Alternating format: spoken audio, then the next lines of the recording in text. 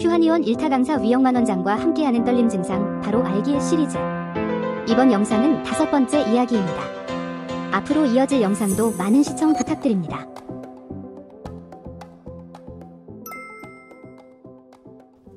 그러면 이제 예를 들어서 젊은 분들이 어제 떨렸다고 오진 않으세요. 상담 받진 않으세요. 그런데 또 이제 몇 년 정도 떨림이 있었는데 크게 심해지진 않았고 근데 이거를 치료를 당장 해야 되나? 이렇게 고민하시는 분들이 있는데 또 어떤 분들은 그냥 이렇게 있다가 나중에 심해지면 치료를 받으면 되지 이렇게 생각을 하시는 분도 있거든요. 일단 떨림이 있다고 해서 무조건 치료를 할 필요는 사실 없어요.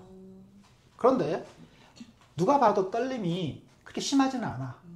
미세. 그런데 되게 기질적으로 민감하신 분들이 있어요. 그것 때문에 스트레스를 너무 받아. 그래서 그러니까 이제 뭐냐면 어떤 증상 자체는 겉으로 봤을 때 심하지 않은데 본인 스스로 그거에 대한 스트레스가 너무 강해서 사람들 앞에 나가서 뭘 발표를 한다든가 그러면 의식이 돼. 그러면 치료가 필요해요. 증상의 정도와 상관없이. 그때는 치료가 그러니까 필요하고, 두 번째로는 뭐냐면 점점 증상이 진행되는 경우가 있어요. 그런 경우에는 치료가 필요해요.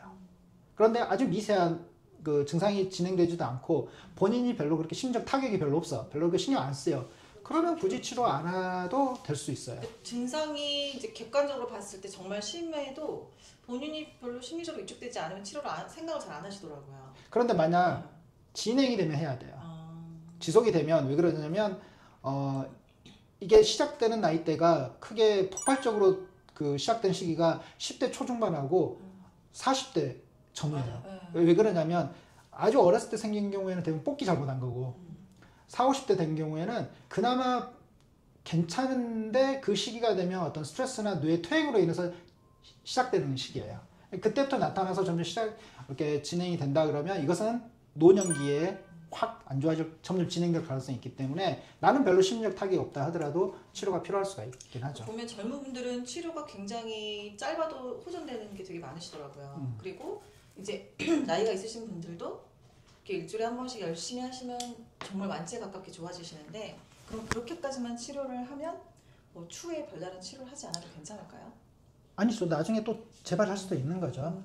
이제 물론 계속 안정적으로 유지가 된다 그러거나 또는 이제 치료 후에 증상이 괜찮았는데 일시적으로 증상이 확 올라올 때도 있어요. 그런데 잠깐 지나니까 괜찮았거나 조절이 되더라 그러면 굳이 다시 치료할 필요는 없지만 다시 재발해서 좀 상당히 좀 지속이 된다든지 점점 안 좋아질 것 같다 그러면 그때 좀 또 일시적으로 좀 치료를 해서 관리를 해줄 필요는 있겠죠.